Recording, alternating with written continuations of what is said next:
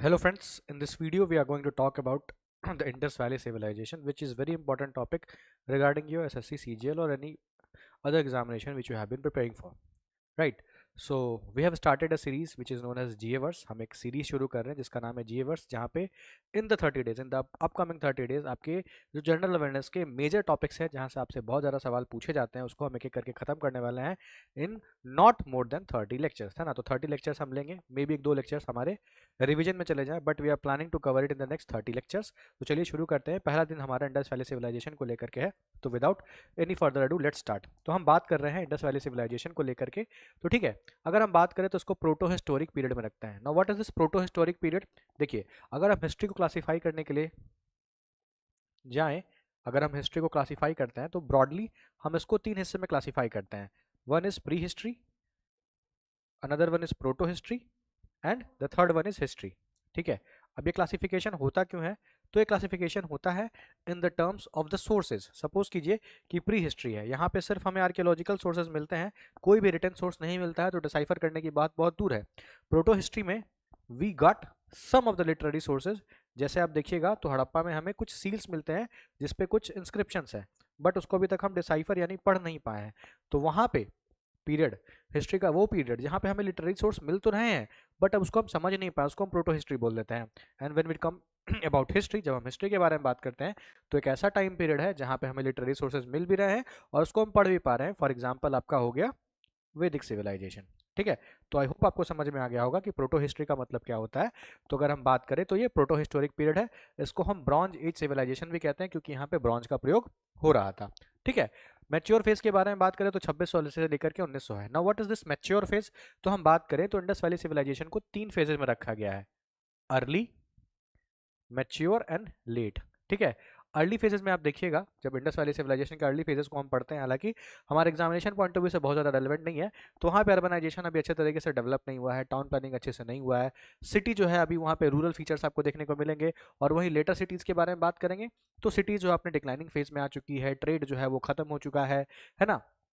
उस तरीके के आपको बिल्डिंग्स देखने को नहीं मिलेंगे जो मैच्योर फेज में मिलते हैं। तो जनरली जब हम हड़प्पन फेज के बारे में बात करते हैं तो 2600 से लेकर 1900 ईसा पूर्व बीसी के बारे में ही बात करते हैं। So this is what mature phase, this is what your proto historic period. अब आगे हम बात करते हैं तो represents the first urbanization in the Indian subcontinent. Now what is this first urbanization? तो ये एक हिस्टोरियन है जिनका नाम है वी गॉर्डन चाइल्ड। ठीक है, वी गॉर्डन चाइल्ड, उन्होंने इस टर्म को जो है बेसिकली क्लासिफाइड किया है। अर्बनाइजेशन का मतलब क्या होता है? अर्बनाइजेशन का मतलब ही होता है एक ऐसा शहर जहां पे आपको कुछ चीजें मिले, जैसे आपको एक बढ़िया टाउन देखने को मिले, है ना, उसके बाद आपको ट्रेड वगैरह देखने को मिले, खुद का अगर हम देखा जाए तो वेट एंड मेजर का सिस्टम हो, बहुत सारे फीचर होते हैं। तो ये कुछ आपके जो ठीक है, वेट एंड मेजर के सिस्टम हो, और पॉलिटी खुद की होनी चाहिए, मतलब जिस तरीके से उसको रूल किया जा रहा है, एक अच्छी सोसाइटी होनी चाहिए, खुद का स्क्रिप्ट होना चाहिए, बहुत सारी चीज़ें हैं जो उसको अर्बनाइज बनाती हैं। तो वी गॉडल चाइल्ड ने इंडियन सब कॉन्टिनेंट का पहला जो अर्बनाइज सिविलाइजेशन है उसको इंडस वैली सिविलाइजेशन को माना है। सेकंड सिविलाइजेशन के बारे में बात करेंगे तो सेकंड जो आपका अर्बनाइजेशन है वो आपका होता है 6th सेंचुरी बीसी में, जब हम महाजनपद के बारे में पढ़ेंगे। This is your second urbanization, क्योंकि जो वैदिक एरिया वाला जो पार्ट है, वैदिक एरा जो हम पढ़ेंगे वो पेस्टोरल सोसाइटी है, that is not urbanise society. ठीक है, अब हम बात कर लेते हैं नोमेनक्लेचर को लेकर के। This part is very important, इसको ध्यान से समझिएगा कि हम इंडस वैली सिविलाइजेशन और हड़प्पन सिविलाइजेशन दोनों क्यों कहते हैं इसको। क्योंकि पहला साइट जो है वो हमारा हड़प्पा ढूंढा गया था तो हम इसको हड़प्पन सिविलाइजेशन कहते हैं। बाद में मेजर जो साइट्स हैं आपके, जो मेजर साइट्स हैं, है ना, जैसे आपका जैसे आपका मोहनजोदड़ो वगैरह हो गया, वो आपके इंडस नदी के किनारे हैं, तो इसको हम उसको इंडस वैली सिविलाइजेशन भी कहते हैं। बट अभी आप देखिएगा तो इंडिया में भी बहुत ज़्यादा साइट है, जैसे दायमाबाद है, आलमगीरपुर है, राखी गढ़ी है, there are many sites that are far far away from the Indus river. तो इसीलिए अब हम इसको हड़प्पन सिविलाइजेशन कहते हैं। मैक्सिमम एग्जामिनेशन में आप देखिएगा तो हड़प्पन सिविलाइजेशन ही लिखा होता है। क्यों? क्योंकि यही इसका अप्रोप्रिएट नाम है। पहला जो सिटी है हड़प्पा ढूंढा गया, उसी से इस पूरे सिविलाइजेशन का नाम जो है वो हड़प्पन सिविलाइजेशन रख दिया गया। कब ढूंढा गया था? 1921 में। ठीक है, किसके द्वारा? दयाराम साहनी जी के द्वारा। ये नाम इंपॉर्टेंट है बिकॉज समटाइम्स सीधे सीधे आपसे सवाल पूछ लिया जाता है। 1922 में क्या ढूंढ लिया गया था? मोहनजोदड़ो। किसके द्वारा? आर.डी. बनर्जी के द्वारा। ठीक है, राखल दास बनर्जी के द्वारा ढूंढ लिया गया था। चलिए आगे बढ़ते हैं। अब कुछ इंपॉर्टेंट साइट्स है जिसको मैप एक बार लोकेट कर लेते हैं, और यहाँ पे कुछ इंपॉर्टेंट साइट है और साइट के साथ जो नदियां हैं आपको उस पर भी ध्यान देना होगा। फॉर एग्जाम्पल ये जो आपकी पूरी नदी जा रही है, this is your Indus river है ना, ये इंडस रिवर यहाँ से निकल के यहाँ पे जा रही है। ये आप देखिएगा आपकी रावी रिवर है, ये चेनाब है, ये झेलम है और ये सतलज है, ठीक है। अब यही इंडस रिवर को अगर आप ध्यान से देखिएगा तो यहाँ पे आपके बहुत सारे साइट्स हैं। सबसे प्रोमिनेंट क्या है आपका मोहनजोदड़ो, जो कि मैच्योर फेज का है। वहीं पे आप देखिएगा कोट डीजी भी है, अमरी भी है। ये जो साइट्स अभी आपको बता रही हैं सारे अर्ली फेजेस के साइट है, क्योंकि यहाँ पे हमको जो अर्बनाइजेशन है उसका उतना ज़्यादा जो प्रमाण है, जो एविडेंस है, वो देखने को नहीं मिलता है। एक जो साइट है जो सबसे पहले मिला था, that is near the Ravi river. और ये जो सारे साइट आप देख रहे हैं, this are in the Pakistan. अगर इंडिया में बात करें तो सबसे सदर्न मोस्ट साइट जो उसका नाम है दायमाबाद, जो कि आपका महाराष्ट्र में है। और अगर हम बात करें जम्मू कश्मीर में, अगर आप जाइएगा तो आपको मांदा देखने को मिलता है, जो कि चेनाब नदी के किनारे है। वहीं अगर आपसे ईस्टर्न मोस्ट साइट पूछेगा तो वो आलमगीरपुर है उत्तर प्रदेश में। और वहीं आपसे सबसे ज्यादा अगर वेस्टर्न साइड पूछेगा तो वो हो जाएगा आपका सुख्ता गेंदूर, ठीक है। तो ये कुछ इंपॉर्टेंट साइट्स हैं जो आपसे पूछा जा सकता है। एक साइड जो आपके अफगानिस्तान वाले प्रोविंस में मिलता है, इसका नाम है सोर्तुगल। हालांकि ये इंपॉर्टेंट इसलिए है क्योंकि यहाँ पे हमको हॉर्सेस के थोड़े बहुत रिमेन्स मिले थे, बट इन रीसेंट एग्जामिनेशंस ये नहीं माना जाता है कि इंडस वैली सिविलाइजेशन में हॉर्सेस के रिमेन्स मिले थे, जिसके बारे में हम आगे बात करेंगे। तो अभी हमने क्या देखा, अगर हम इस तरीके से ड्रॉ करेंगे, इफ वी ड्रॉ, है ना, इस तरीके से अगर हम ड्रॉ करने वाले हैं तो सबसे जो आपका बेसिकली ईस्ट में साइट है उसका नाम क्या है उत्तर प्रदेश में, आलमगीरपुर। क्या नाम है उसका, आलमगीरपुर नाम है। और वही हम बात करें सबसे ज्यादा साउथ में तो उसका नाम क्या है, दाइमाबाद, ठीक है। अगर हम नॉर्थ में बात करेंगे तो क्या हो जाएगा, मांदा हो जाएगा। और वही अगर हम आपके वेस्ट में बात करेंगे, ठीक है, वेस्ट में बात करेंगे तो हो जाएगा आपका सुख्ता गेंदोर। तो ठीक है, ये आपके इंपॉर्टेंट साइट्स हैं जो एग्जामिनेशन में सीधे सीधे पूछ लिए जाते हैं। सबसे ईस्ट में क्या है, सबसे नॉर्थ में क्या है, सबसे साउथ में क्या है और सबसे वेस्ट में क्या है, इतना याद कर लीजिएगा, आपका अधिकतर काम जो है वो हो जाएगा। अब क्या कर लेते हैं, कुछ ज्योग्राफिकल इंस्टेंट जो हमने अभी आपको बात किया वही चीज़ यहाँ पे लिख दिया गया है कि वेस्ट पाकिस्तान जो ईरान बॉर्डर है वहाँ पे सुख्ता गेंदोर है, वहाँ तक ये फैला हुआ था। आलमगीरपुर जो ईस्टर्न यूपी में वहाँ तक फैला हुआ था। जो मेजर नदियाँ जिसके किनारे आपको साइट्स मिले हैं वो है इंडस रिवर, जैसे मोहनजोदड़ो है, चन्नोदारो है। रावी रिवर के किनारे कौन सा मिला है, हड़प्पा मिला है। घग्गर हक्कर जिसको एंशिएंट सरस्वती कहते हैं, जिसको हम पढ़ेंगे अभी वैदिक सिविलाइजेशन में, जिसको नदी तमा, मधुतमा, है ना, देवी तमा, इन सारे शब्दों से जाना जाता है। तो घग्गर हक्कर रिवर है। लार्जेस्ट क्लस्टर ऑफ साइट्स आपको यहीं पे देखने को मिलेंगे, फॉर एग्जाम्पल कालीबंगन और राखीगढ़ी। राजस्थान के बारे में जब पढ़ेंगे तो बात करेंगे। कुछ इंपॉर्टेंट फैक्ट के बारे में बात कर लेते हैं। राखीगढ़ी जो है लार्जेस्ट हड़प्पन साइट है इन इंडिया में। भारत में सबसे बड़ा जो हड़प्पन साइट है वो है राखीगढ़ी। फिर हम भिराना के बारे में बात करते हैं। ओल्डेस्ट पीढ़ हड़प्पन साइट जो है वो इसको क्लेम किया जाता है Chanhudaro. Only Indus site with out Citadel. अब ये सिटाडेल क्या होता है इसके बारे में आगे बात करेंगे। फिलहाल चन्हुदारो में सिटाडेल नहीं पाया गया है। मोहनजोदड़ो को माउंट ऑफ द डेड भी कहते हैं, मृतकों का टीला कहा जाता है। इसको कौन से भाषा में कहा जाता है, सिंधी भाषा में कहा जाता है। ये सारे फैक्ट्स क्यों दिए गए हैं अभी आपको आगे पता चल जाएगा, ठीक है। चलिए अब इंपॉर्टेंट साइट्स के बारे में हम बात कर लेते हैं। तो देखिए हड़प्पा है, कौन सा डिस्ट्रिक्ट में है, तो साहिवाल डिस्ट्रिक्ट पंजाब। कौन से नदी के किनारे, रावी नदी के किनारे। कब ढूंढा गया था, 1921 में। इसके द्वारा ढूंढा गया था तो दयाराम साहनी जी के द्वारा ढूंढा गया था। वैसे ही अगर आप देखिएगा तो मोहनजोदड़ो है, लकड़ान डिस्ट्रिक्ट, ये भी पाकिस्तान सिंध में है। और इसको 1922 में राखल दास बनर्जी, आर डी बनर्जी के द्वारा ढूंढा गया था। ये जो चीजें हैं this you have to remember. आप ये क्या लिखा हुआ यहाँ पे, जो इंपॉर्टेंट फाइंडिंग्स मिली हैं, कहाँ पे क्या मिला है। फॉर एग्जांपल हड़प्पा में बात कीजिए तो हमको ग्रेनरी देखने को मिल जाता है। सैंडस्टोन मेल ट्रोजो मतलब मेल बॉडी का जो अपर पार्ट है उसका स्कल्पचर देखने को मिलता है ना। कॉफिन बरियर्स देखने को मिलता है। वर्कमैन क्वार्टर मतलब जहाँ नौकर रहते होंगे वो देखने को मिलता है। मोहनजोदड़ो में क्या देखने को मिलता है, तो ग्रेट बाथ देखने को मिलता है। ग्रेट ग्रेनरी मतलब अन्नागार कहते हैं। Bronze statue of dancing girl जिसके बारे में आगे बात करेंगे, फोटो भी देखेंगे, वो देखने को मिलता है। पशुपति का सील देखने को मिलता है जिसकी पूजा करी जाती थी। और प्रीस्ट किंग जिसको शॉल क्लैड योगी कहते हैं। इन तमाम चीजों को हमको यहाँ पे देखने को मिलता है। अगर हम बात कर लेते हैं लोथल को लेकर के, तो लोथल क्या है, गुजरात में है, गल्फ ऑफ कैम्बे के पास, ठीक है। और नदी बहुत इंपॉर्टेंट है, भोगावा नदी के पास है, जिसको 1953 में एसआर राव जी के द्वारा ढूंढा गया था। यहाँ पे आप देखिएगा पहला मैन मेड डॉकयार्ड। डॉकयार्ड क्या होता है, जहाँ पे जहाज को एक तरीके से लगाया जाता है, डॉक किया जाता है, ठीक है, वो देखने को मिलता है। राइस हस्क देखने को मिलता है। और ऐसा सिटी है जैसा जो कि एक तरीके आर्टिफिशियल डॉकयार्ड है। और एनिमल जो आपका हस्बेंड्री है, एल्टर्स, फायर एल्टर्स मतलब यज्ञ वगैरह किए जाते होंगे, ये तमाम चीजें देखने को मिलती है यहाँ पे। उसके बाद आप देखिएगा कालीबंगन हनुमानगढ़ डिस्ट्रिक्ट में है, राजस्थान में, ठीक है। और 1953 में इसको ढूंढा गया था आलन घोष के द्वारा। और यहाँ पे प्लग्ड फील्ड जो सबसे इंपॉर्टेंट है, मतलब खेत है उसको जोता जा रहा है, उसके एविडेंस देखने को मिलते हैं, ठीक है। जो इंपॉर्टेंट चीज है उसको देख लीजिएगा, बाकी तो बहुत सारी चीजें कॉमन भी हैं। धोराबीरा वर्ल्ड हेरिटेज साइट आपको पता होगा, कच्छ डिस्ट्रिक्ट गुजरात में है। 1967-68 में जेपी जोशी जी के द्वारा ढूंढा गया था। और इसको वर्ल्ड हेरिटेज साइट का खिताब क्यों मिला, वाटर हार्वेस्टिंग सिस्टम को लेकर के, ठीक है। और ये सिस्टम है बहुत यूनिक है जिस तरीके से पानी को वहाँ पे मैनेज किया जा रहा था। इस सिटी की एक और खासियत ये है कि सिटी को जनरली 3 हिस्से में हम डिवाइडेड देखते हैं। जो इंडस वैली सिविलाइजेशन की सिटियाँ होती हैं, जिसके बारे में हम आगे बात करेंगे टाउन प्लानिंग में, उनको 2 हिस्सों में डिवाइड किया गया है। जहाँ पे अमीर या फिर आप कह सकते हैं इलेगेटेरियन लोग जो रह रहे हैं, है ना, थोड़े रईस जो अभिजात वर्ग के लोग होते हैं, वो आप देखिएगा सिटाडेल में रह रहे हैं, और जो नॉर्मल पीपल है वो लोअर टाउन में रह रहे हैं। बट यहाँ पे ऐसा कोई कैटेगराइजेशन नहीं मिलता है। There are 3 categorization. और भी सिटीज़ को देख लेते हैं। राखीगढ़ी हिसार डिस्ट्रिक्ट हरियाणा में है, ठीक है, 1963 में एएसआई के द्वारा ढूंढा गया था। उसके बाद चन्हू दारो सिंध पाकिस्तान में है, 1931 में एनजी मजूमदार के द्वारा ढूंढा गया था। यही एक ऐसा सिटी है जहाँ पे सिटाडेल नहीं है। सिटाडेल वो वेब सीरीज वाला सिटाडेल नहीं, यहाँ पे सिटाडेल कुछ और है जिसके बारे में हम आगे बात करेंगे। फिर आपका सुरकोतदा जो कच्छ डिस्ट्रिक्ट गुजरात में है, जेपी जेसूदी के द्वारा 1964 में ढूंढा गया था। माना जाता है कि यहाँ पे हॉर्स के रिमेन्स मिले हैं, मिले भी हैं, बट यूपीएससी के एग्जामिनेशन में एक बार पूछा गया था, और क्वेश्चन में ये था कि इनमें से कौन सा जानवर है जिसके रिमेन्स हमको इंडस वैली सिविलाइजेशन में नहीं देखने को मिलते हैं। जवाब था घोड़ा, ठीक है, क्योंकि जो हॉर्सेज है उसके रिमेन्स को हम एक तरीके से नहीं मानते हैं कि हमको मिला है, यूपीएससी नहीं मानता है, बाकी तो आर्कियोलॉजिस्ट के हिसाब से मिला है। Now let us look at the questions. जो हमने पढ़ा है उससे हमसे कितने सवाल सॉल्व होते हैं, ये भी देखना बहुत जरूरी है।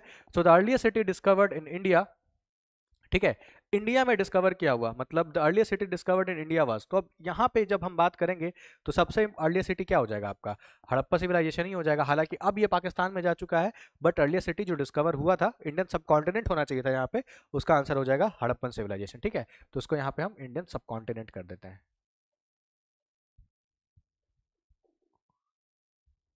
ठीक है, क्योंकि पंजाब और सिंध यहाँ पे लिखा हुआ है। और दो जो सिटी है आपके, जो यहाँ पे जो मेजर सिटीज है, हड़प्पा और मोहनजोदड़ो है, 1921 में आपका क्या है, ये 1921 में ढूंढा गया है, और ये 1922 में ढूंढा गया है ना। और पंजाब और सिंध तो एरिया है ना, ये कोई सिटी का नाम थोड़ी है। चलिए आगे बढ़ते हैं। The Harappan civilization was discovered in, अभी हमने देखा 1900, अच्छा 1922 में हड़प्पन सिविलाइजेशन को ढूंढा गया था, बट अगेन मुझे लग रहा है यहाँ पे 1921 होना चाहिए था। चलिए आगे बढ़ते हैं अगले प्रश्न की तरफ। The striking feature of the Indus valley civilization, जो स्ट्राइकिंग फीचर है वो क्या है, urban civilization, agrarian civilization, mesolithic और पेलियोलिथिक। ये मेसोलिथिक और पेलियोलिथिक जो सिविलाइजेशन है, ये हमारे प्री हिस्ट्री का पार्ट है। जब हम स्टोन एज पढ़ेंगे, क्या पढ़ेंगे, stone age. But unfortunately stone age से बहुत ज़्यादा सवाल आता है नहीं, ठीक है। तो जब हम अपना फाउंडेशन कोर्स अब देखिएगा तो वहाँ पे हम स्टोन एज के बारे में डिटेल में बात करेंगे, बट नॉट नाउ, ठीक है। सो यहाँ पे आप देखिएगा अर्बन जो सिविलाइजेशन है, मैंने आपको पहले ही बताया कि जो हड़प्पन सिविलाइजेशन को अर्बन सिविलाइजेशन भी बोला जाता है। आगे बढ़ते हैं। Of the following scholars who was the first to discover the traces of Harappan civilization, ठीक है। यहाँ पे है जॉन मार्शल जी हैं, अलेक्जेंडर कनिंगम है, दयाराम साहनी है, आर डी बनर्जी है, और जॉन मार्शल है। तो ये लगभग आपका 19th century, second phase of 19th century की बात है, यानी 1850s के बाद की बात है, ठीक है। जो अलेक्जेंडर कनिंगम होते हैं उस समय जो आर्कियोलॉजिकल सर्वे ऑफ इंडिया है उसके क्या होते हैं, डायरेक्टर होने का काम करते हैं। और सबसे पहले जो साक्ष्य है उनको इन्हीं को मिलता है। हालांकि ये मिसकंफ्यूज कर जाते हैं, उनको लगता है कि ये जो सील्स इनको मिला है that is not so old, but बाद में इसी की डिस्कवरी होती है, और बाद में ऐसा पाया जाता है कि these are the sites of Harappan civilization, ठीक है। तो क्या आंसर हो जाएगा, अलेक्जेंडर कनिंगम इसका आंसर हो जाएगा। आगे क्या है, Harappa is situated on the bank of, अभी हमने देखा कि कौन सी नदी के किनारे है, तो रावी नदी के किनारे। And these are very basic question, है ना, बहुत ज्यादा टफ बिल्कुल भी नहीं है। These are very basic question, अगर एक आध क्वेश्चन को छोड़ दिया जाए तो दीज आर वेरी बेसिक। चलिए आगे बढ़ते हैं। One of the following Indus river sites in Pakistan, तो पाकिस्तान में देखिए, अभी हमने लोथल में देखा तो गुजरात में था, कालीबंगन आलमगीरपुर उत्तर प्रदेश में देख लिया, कालीबंगन ये हम देख रहे थे बेसिकली आपका राजस्थान में, और यही जो हड़प्पा है ये हमने देख लिया था कि ये पाकिस्तान में है। तो ऑप्शन नंबर डी जो है यहाँ पे सही हो जाएगा, ठीक है। अगले प्रश्न की तरफ आगे बढ़ते हैं। Which of the following city of Indus, मतलब जो इंडस सिटी है विदाउट अ सिटाडेल, सिटाडेल हमने देख लिया था कि चन्हू दारो, बार बार 2-3 बार स्पेशली बताया गया है कि चन्हू दारो में सिटाडेल नहीं पाया जाता था। बाकी कालीबंगन, हड़प्पन, मोहनजोदड़ो, इन सब जगह पे आपको सिटाडेल देखने को मिलेगा। सिटाडेल क्या होता है इसके बारे में बात जरूर करेंगे। कालीबंगन अभी हमने देखा, कालीबंगन है ना, इसको ब्लैक बैंगल्स भी कह सकते हैं क्योंकि ये मिले थे हमको वहां पे, ठीक है। ये आपको कहाँ है, राजस्थान में, जैसा कि मैंने आपको अभी भी बताया। मोहनजोदड़ो सिंधी का मतलब क्या होता है, मतलब सिंधी में क्या कहते हैं मोहनजोदड़ो, तो माउंट ऑफ द डेड, है ना, मृतकों का टीला कहते हैं इसको। तो यहाँ पे भी ऑप्शन डी आपका आंसर हो जाएगा. So looking at the content, looking at the questions, we might get to know that the questions from the Indus valley civilization is not very tough, not very peculiar that we can't answer, है ना.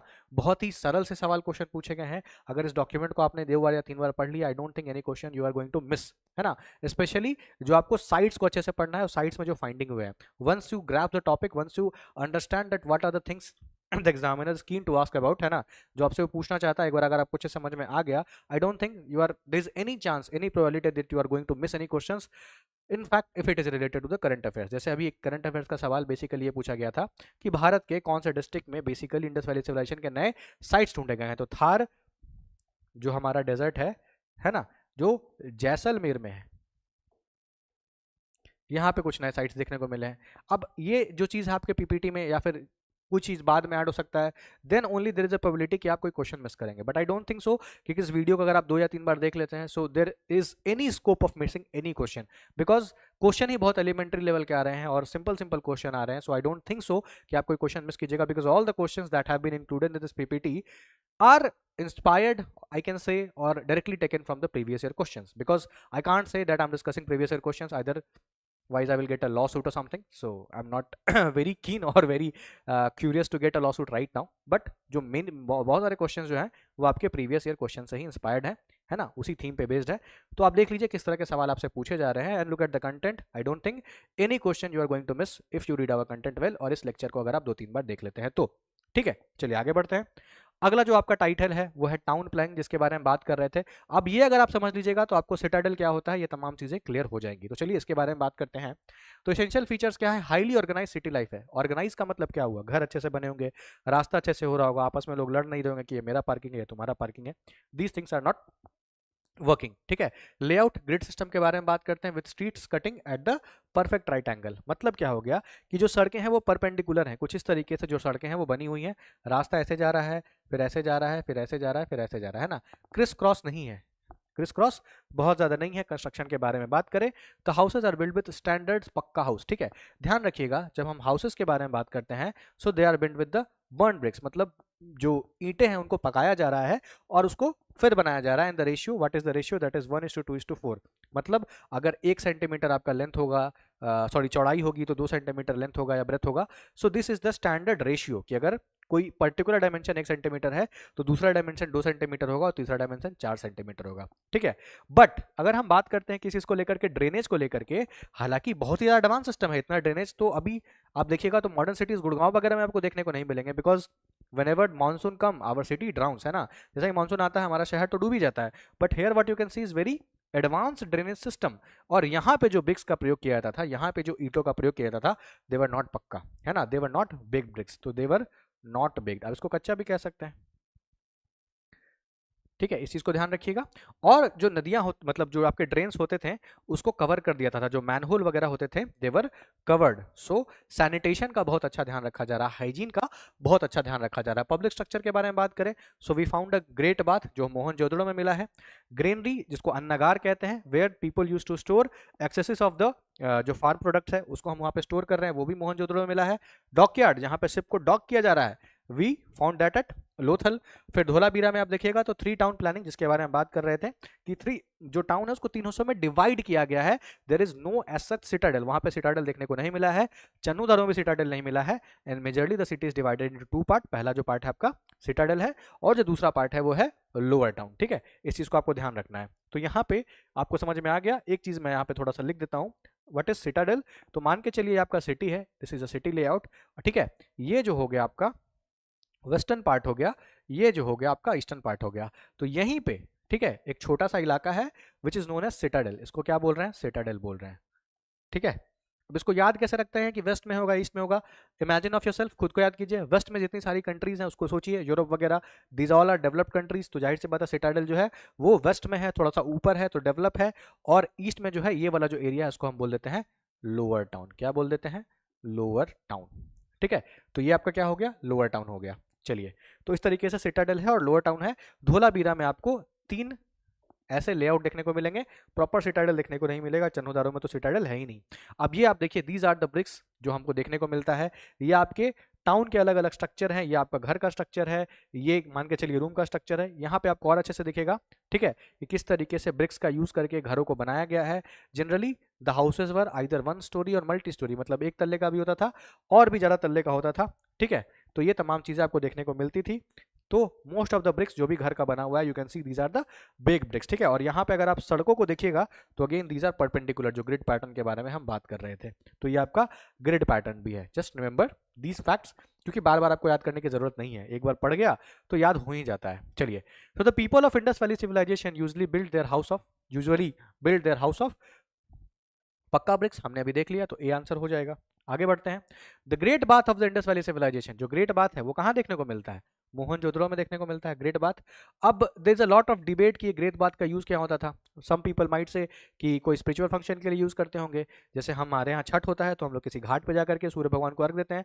So might भी कुछ ऐसा function होता होगा जहाँ पे लोग इकट्ठा होते होंगे, साथ में किसी तरह का रिचुअल बेदिंग होता होगा, तो उस चीज के लिए यूज करते होंगे। So might be a number of possibilities, but हमको बस इतना ध्यान रखना है कि मोहनजोदड़ो में क्या मिला है, ग्रेट बाथ देखने को मिला है। विच of the only city of the Indian site with artificial brick dockyard, तो हमने देख लिया लोथल में हमको आर्टिफिशियल ब्रिक डॉकयार्ड देखने को मिलता है।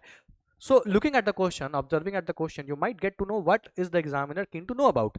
उसको बस इतना जानना है कि क्या आपने जो पर्टिकुलर एरिया है जिसको याद करने में लोगों के दिमाग खराब होते हैं, कि आपने उसको पढ़ा है या नहीं। Because it not interested in knowing any detail, any historiography, just interested in knowing कि भाई कौन से सिटी में क्या मिल रहा है। डू यू नो वहां पे क्या मिल रहा था? इफ यू नो कहाँ पे क्या मिल रहा है, I am giving you the answer, है ना, I am giving you the marks. तो आपको बस इतना ही ध्यान रखना है कि कौन से सिटी में क्या मिल रहा था, बेसिक फीचर्स क्या थे। Once you know these kind of thing, कहीं से भी कोई दिक्कत नहीं होने वाला है। आपने क्वेश्चन देख लिया यहाँ पे। In Mohenjodaro the largest building is, Mohenjodaro में लार्जेस्ट बिल्डिंग क्या है? ग्रेट बाथ है, ग्रेनरी है, पिलर्ड हॉल है, या टू स्टोरीड हाउस है। तो हमने देखा ग्रेनरी जो है बहुत बड़े बिल्डिंग है, क्योंकि यहीं पे इस लाइक अ कोल्ड स्टोरेज, क्या है ये? कोल्ड तरह का स्टोरेज है जहां पे ग्रेन्स को स्टोर किया जा रहा है, तो ग्रेनरी जो है इसका आंसर हो जाएगा, ठीक है। आगे बढ़ते हैं। The essential feature of the Indus valley civilisation, essential feature हमसे पूछा जा रहा है। Again look at the question, look at the keyword, it is essential feature. जैसे worship of the force of nature हमको देखने को मिलता है कि वहां पे पूजा पाठ तो हो रहा है, ठीक है। ऑर्गेनाइज सिटी लाइफ, ये भी हमको देखने को मिलता है। पास्टोरल फार्मिंग, कहीं ना कहीं पे तो फार्मिंग हो रहा होगा ना। कास्ट सोसाइटी, कास्ट के बारे में तो खैर कुछ पता नहीं है, but once we have to find the most appropriate answer, हम किसकी तरफ जाएंगे? ऑर्गेनाइज सिटी लाइफ की तरफ जाएंगे, है ना, ऑर्गेनाइज सिटी लाइफ की तरफ जाएंगे। So option B would be the correct answer, क्योंकि पास्टोरल के बारे में जब हम इंडस वैली सिविलाइजेशन के बारे में बात करते हैं, we don't talk about pastoralism, है ना, we talk about urbanization, we talk about trade, we talk about economy, we talk about seals, we don't talk about farming, है ना। फार्मिंग तो होता था, but what is the X factor? The X factor is trade, जिसके बारे में हम आगे बात करेंगे। और ऑर्गेनाइज सिटी लाइफ, अर्बनाइजेशन, है ना, टाउन प्लानिंग, इन सब के बारे में हम बात करते हैं, इन सब के बारे में हम ज्यादा पढ़ते हैं। सो आंसर बी जो है यहाँ पे ज्यादा अप्रोप्रिएट हो जाएगा। नाउ अब हम बात कर रहे हैं इकोनॉमी और ट्रेड, क्योंकि किसी भी सिविलाइजेशन को चलने के लिए पैसा तो मांगता है ना भाई, विदाउट मनी कुछ तो होगा नहीं। अब ऐसा नहीं है कि वहां पे पर्टिकुलर आपको कोई कॉइन देखने को मिला है। व्हाट वी अंडरस्टैंड इज कि इंडस वैली सिविलाइजेशन में जो इकोनॉमी का सिस्टम जो यूज में था, दैट वाज बार्टर सिस्टम, है ना, एक हाथ दे एक हाथ ले। अभी बार्टर ही सिस्टम चल रहा है मेरे भाई, ठीक है। बट एक जो चीज हमको देखने को मिलता है उसको हम कहते हैं सील्स, जिसके बारे में हम आगे बात करेंगे। इसका जो रेलेवेंसी है बहुत इंपॉर्टेंट है, क्योंकि इंडस वैली सिविलाइजेशन से भी ज्यादा जो इंडस साइड से उससे ज्यादा मेसोपोटामिया वगैरह में भी हमको देखने को मिलते हैं, ठीक है। So these might be a token of exchange, जैसे हम अभी सिक्के का प्रयोग करते हैं, हो सकता है कि उस समय सील्स का प्रयोग किया जाता था, but where these coins? We don't know, we can't say that, ठीक है। चलिए बढ़ते हैं। तो बैकबोन एग्रीकल्चर के बारे में बात करते हैं, तो प्राइमरी इकोनॉमिक एक्टिविटी था। और अगर आपने हिस्ट्री पढ़ा है, अगर आपका हिस्ट्री बैकग्राउंड है, तो यू माइट नो कि जब तक सरप्लस ऑफ द एग्रीकल्चर नहीं होगा, सोसाइटी डाइवर्सिफाई नहीं होगी और क्लासिफिकेशन ऑफ लेबर नहीं होगा, जो कि न्यूलिथिक एज में हम पढ़ते हैं। जब न्यूलिथिक एज में हम जाएंगे तो हम देखते हैं कि इंसानों ने क्या किया, फार्मिंग शुरू की, एग्रीकल्चर शुरू किया। जैसे एग्रीकल्चर शुरू किया, वी हैव सरप्लस फूड, जैसे कि अभी मेरे पास खाना है तभी तो मैं आपको पढ़ा पा रहा हूं। अगर मेरे पास खाना नहीं होता, what should be my first priority? जाना है खेत पे, हल चलाना है, खाना उपजाना है, उसको खाना है ना। We say that an empty stomach has only one problem, कि भाई पेट कैसे भरेगा। When the stomach is full we have thousand of problem, कि भाई उसका मैसेज नहीं आया, वो मेरे से बात नहीं किया, पेपर क्लियर करना है, थाउजेंड ऑफ अदर प्रॉब्लम्स। ये सारी समस्याओं का जड़ जो है वो खाना ही है। तो खाना तो हो ही रहा था, बट प्राइमरी इकोनॉमिक एक्टिविटी क्या है? वो एग्रीकल्चर है, बट उसके अलावा भी बहुत सारी चीजें हो रही थी। क्या उपजा रहे थे? वीट है, बार्ले है, मस्टर्ड है, है ना। लेंटिल्स जिसको दलहन कहते हैं वो भी उपजाने का काम कर रहे थे। वन थिंग इज कि जो अर्लीस्ट प्रोडक्शन ऑफ कॉटन होता है दुनिया में वो हम कहाँ देखते हैं, हड़प्पन सिविलाइजेशन में देखते हैं। राइस कल्टीवेशन भी होता है वो लोथल और रंगपुर में देखा जाता है।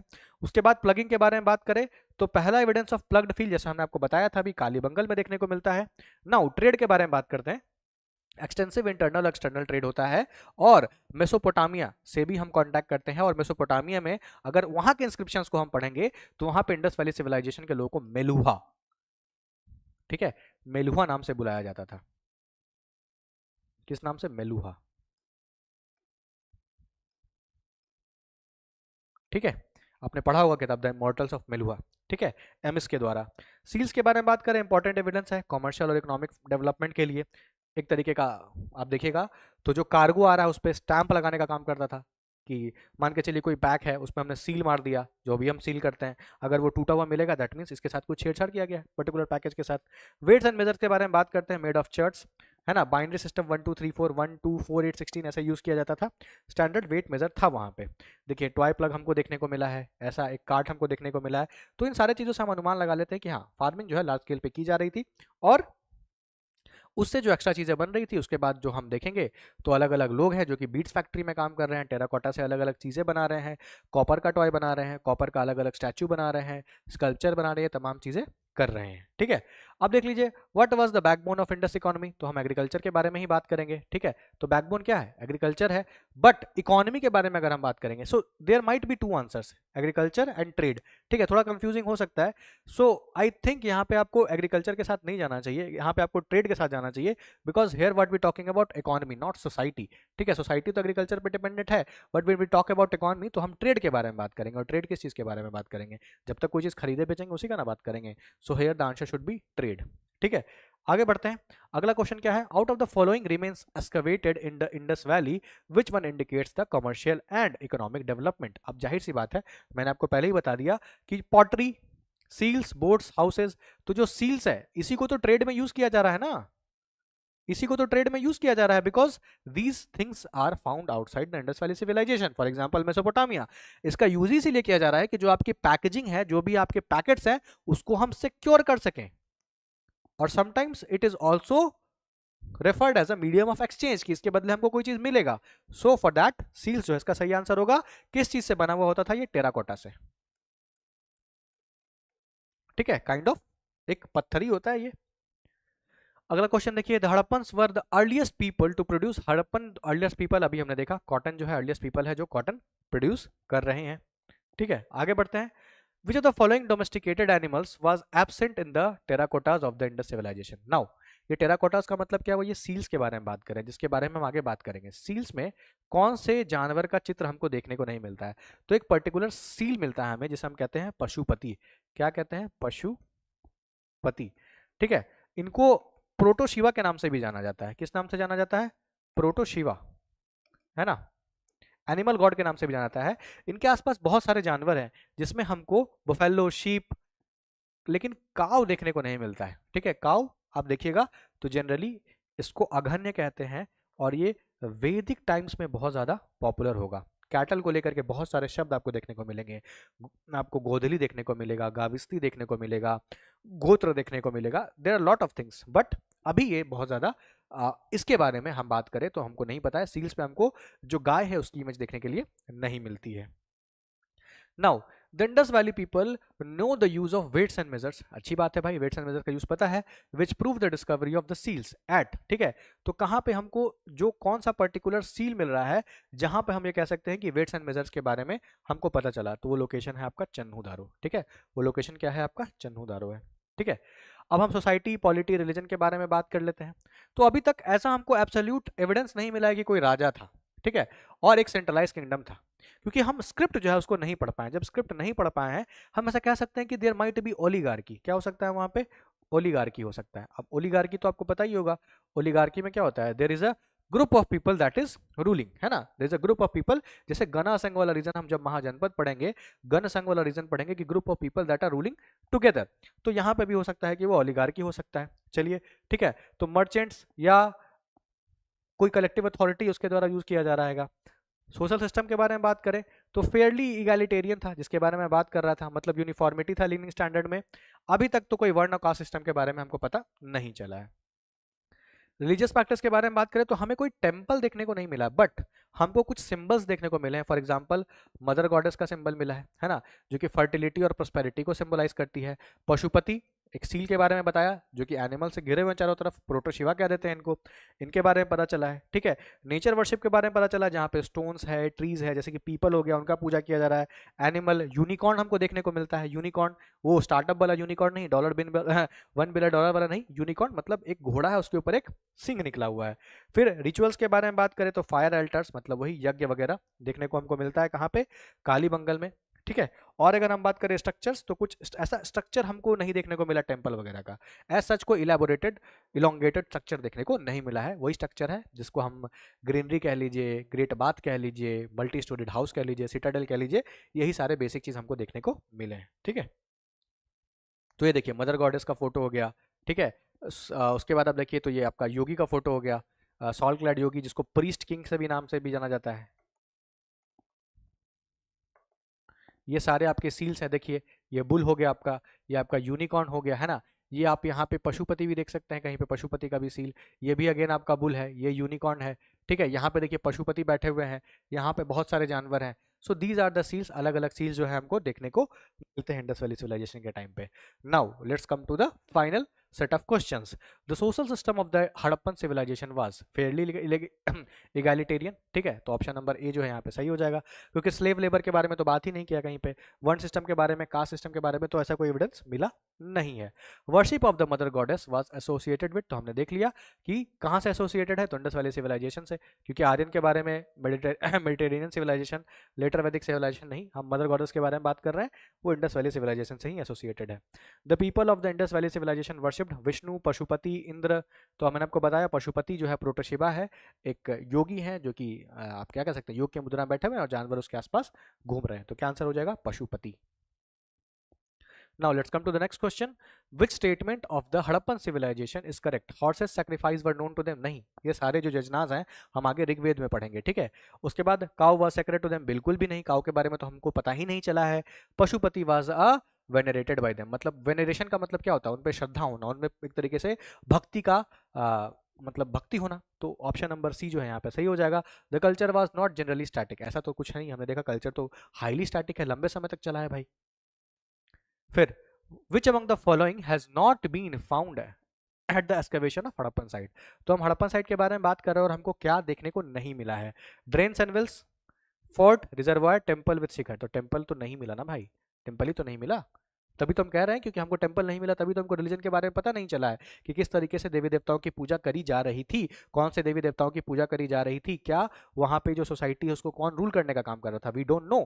ठीक है, तो क्या हो जाएगा? टेम्पल विद शिखर इसका आंसर हो जाएगा। नाउ अब हम बात कर लेते हैं स्क्रिप्ट को लेकर के, आर्ट को लेकर के, और कैसे इतना बढ़िया सिविलाइजेशन जो है अपने डिक्लाइन तक पहुंच गया।